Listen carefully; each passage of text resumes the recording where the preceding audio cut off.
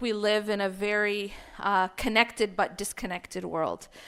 We are very connected on the internet. We're very connected to our phones. We're very connected to social media. But more and more, I think we are very disconnected internally and between each other. And so I think it's a very important topic. And what I'm going to speak about first in this session is about the connection within our families. And in talking about that, I was thinking about this, and over the years when you meet a lot of different people and you travel and meet various communities, you start to kind of notice certain trends. And what I want to do is talk about a few trends that I've noticed. And I think that before you can ever really solve a problem, you have to be able to diagnose it. Just like, in a medical condition, in order to solve, you have to be able to diagnose correctly. I think that there are 5 mistakes that we make when it comes to family that I think is hurting us, not just in this country, but globally as a community, as a Muslim community, as an ummah. So I want to talk about what I think those 5 things are. Where are we going wrong? Where I believe, through talking to people all over the world and observing and counseling and just dealing with the community, where are the places that I feel that we're going wrong? So I'm going to kind of do them in order of what I think is most important first, and then move on. For the first place I think we're getting it wrong is that I think that within our families, within our relationships, we have the wrong center. We have the wrong center, and I'll explain what I mean by that. Many of us put things at the center of our relationship or at the center of our family other than Allah subhanahu wa ta'ala. So even for us believing, practicing Muslims, we sometimes put other things at the center. And this is very, very dangerous. For example, sometimes we might put another person at the center. And now this is going to be something that's going to sound strange, and it's going to be a subtle mistake that we make, but I think is extremely damaging and extremely dangerous.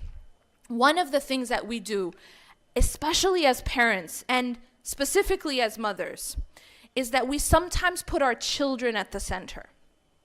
So as a mother, and this is actually sometimes the way in which we are taught that this is how to be a good mother.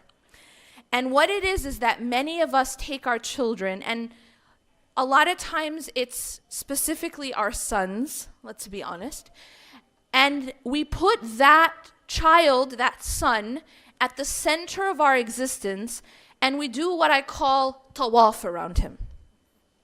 Is any of this sounding familiar?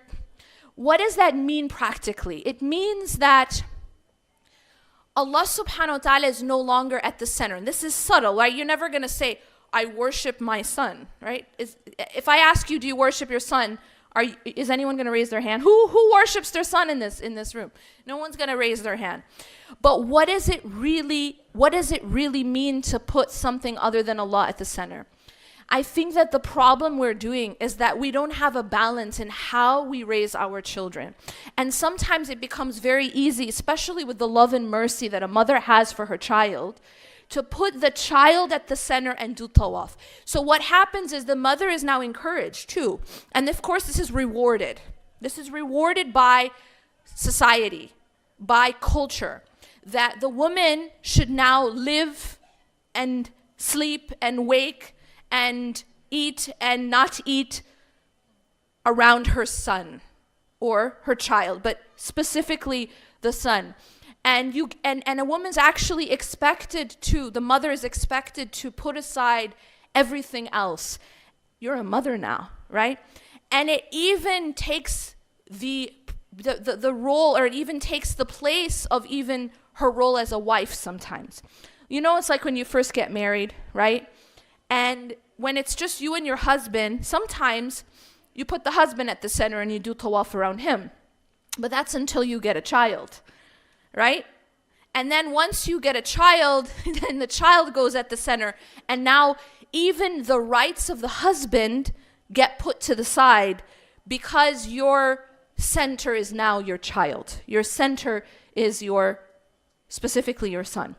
Now, what's the problem with this? Well, there's a lot of problems with this. Number one is that only Allah should be at the center. We shouldn't be living our lives revolving around anyone or anything other than Allah subhanahu wa ta'ala, even our own children. The other problem, and this is a big problem, is that we're raising narcissists. You know what I'm saying?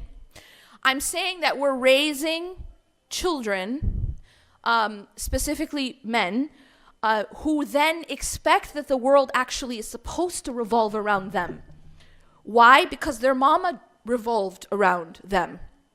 And so now this is actually a harm that we're doing to another human being, teaching that human being that the world, the sun rises and sets on them, that they are at the center. This is very dangerous to an individual to feel that way. This is a disease within the heart, a spiritual and psychological disease. But this is the type of person, the type of character that we then raise when we behave in that way. Another problem is we're not raising strong leaders anymore. And I'll explain why. When we don't teach our children, and specifically our boys, to take responsibility, because we do everything for them. They can't even make their own beds, right? Because they're busy playing video games. That's important, right? Now, when we baby our boys in that way, we call it love, right? We do everything for them. No, but I love him, right? I'm doing everything for him to show love, but I'm actually hurting him. And the reason I'm hurting him is I'm handicapping him. I'm not teaching him to take responsibility. And now this is the boy who's supposed to grow up and become the leader, right? Isn't it? He's supposed to now take this role of being the leader. How? He has never learned responsibility. All he does is he has everything done for him, and his only responsibility is to win in, whatever video game he's playing. This is a problem. And we as parents, we don't realize that we're actually contributing to this problem. So when we have the wrong center in this way, we're not just harming our child, but we end up harming the society, because we aren't teaching this future leader to take responsibility, and then to grow and to mature. It's stunting the maturity, and it's really, really creating a very serious problem, later on. And now we have a marriage crisis, right? And when I say marriage crisis, we talk a lot about the marriage crisis of, the divorce rate is this. I'm talking about a different marriage crisis. And that is, there's a lot of single women who can't find men to marry. And this is a crisis that I'm hearing a lot about, where you have women in their 20s, and then they're in their late 20s, and then they're in their 30s, and they cannot find suitable spouses. And a big part of this has to do with the fact that the women are ready to get married and the boys aren't. Because, for various reasons, but part of it is the fact that they haven't been taught that responsibility and that maturity, and they're not ready. And honestly, why would you, if you have everything done for you at home, right? Why go through take on that extra burden and responsibility and financial burden, et cetera, right? The weddings are expensive, the mahar is expensive, you know what I mean? And then you have to take on this new responsibility. Why? If you have it done for you at home. So this is a problem then, and it's creating a domino effect in our society. All right. Number two, I think that within our families, we have the wrong foundation. So I talked about the center. The center should be Allah subhanahu wa ta'ala, not our children, not another individual, not money, not anything else. We also, I feel, within our family structure, have the wrong foundation. And this goes back, and it's related to the first point. I've noticed that a lot of our families, within our families, we create a foundation that is the children. So as I mentioned before, not only do we make our children the center, we also make it the foundation. And I'll explain what I mean. Within a family, the foundation should not be the children, it should be the marriage. So the relationship between the husband and the wife needs to be something that you invest in, that you make a priority, because that's what's going to make the family structure strong. What instead happens is that the relationship, the marital relationship, kind of takes a back seat, right? And it's like, it's all about, okay, but what do the kids need, right? And so what ends up happening, and this is what I've seen, is that over the years, what ends up happening is that this husband and this wife, they almost become just strangers. They become a parent, they become a mother and a father living under the same roof. Their relationship is no longer something that they invest in, right? Like you wouldn't like take out time and spend time alone. I mean, going on a date with your spouse, you're just like, what is that, right? That's weird. Or like you'll feel guilty if you get a babysitter for the child and spend time alone with your spouse. But this type of investment is actually very important to make the family structure strong. Because when you invest in the marriage, you're making the family stronger. And when the marriage is not strong, no matter what, the family won't be able to be strong. Even if, both of you do everything for the sake of the kids, but if your relationship isn't strong, then that family structure won't be strong. And so this is another, I think, mistake that we make. Number 3 is that I think we have the wrong focus a lot of times in our families. So one way to look at this is that sometimes we focus a lot on image. Maybe we focus a lot on what people think about us, what kind of house we have, what kind of car we drive, that these things become focal points beyond what kind of character are we building in our children. And of course, there's also the idea of being very, very concerned, and this is important, but being very concerned for the dunya of our children, right? Like what school they go to, their education, the grades that they get. And all of this is important, but sometimes we fixate on that and we sort of forget about their character building. We forget about the deen aspect of their Islamic identity because we're so focused on just go to med school, right? And so this is another problem where we have, maybe the wrong focus. Another thing is that, when you become religious and you see someone who's like, they're like, mashallah, they're practicing, yeah? And sometimes what you see is that when someone becomes really practicing, they start to become more and more harsh for some reason. As if the more like strict you can be, the more religious you are, right? This idea that being religious means being strict. And then who gets the brunt of the strictness? The family, right? So it's kind of like, okay, this is how I'm going to be religious, is I'm going to be really mean to my family. That's not what it means to be religious, right? Because the Prophet ﷺ says, خَيْرُكُمْ خَيْرُكُمْ لِأَهْلِهِ, that the best of you are the best to your families, to their families, or to their wives. And so what this criteria tells us is that if you want to know if you're growing in deen, look at how you are with your family. That's the criteria given to us by the Prophet ﷺ. And interestingly enough, it doesn't say the best of you are the best to, the people at the masjid. That's easy, right? It's easy to put on a face in public, right? It's easy to be polite at the grocery store, right? But it's harder to be good with your family. Why? Because no one sees that, right? That's not in the public sphere. And second, it's very easy to take family for granted. And so the Prophet ﷺ is telling us that the actual criteria is how are you in private with your family?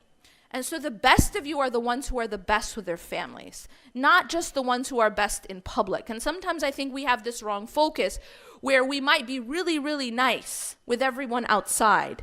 We give everyone outside our best, but then we kind of save the scraps for our family, right? You know what I mean? It's like you held it in all day at work with your boss, and then you just take it out on your family, right? They're the punching bag. That's not good character. The Prophet ﷺ is telling us we should be the best with our families. Okay, so the focus is very important.